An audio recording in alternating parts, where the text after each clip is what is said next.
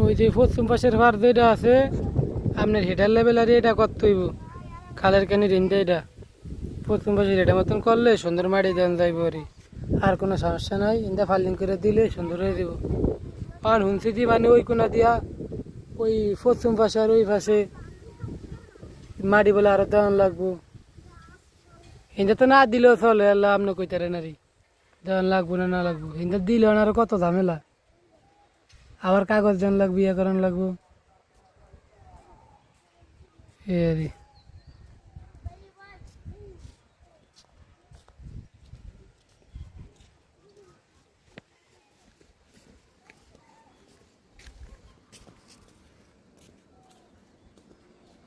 উত্তর পাশ আর এই যে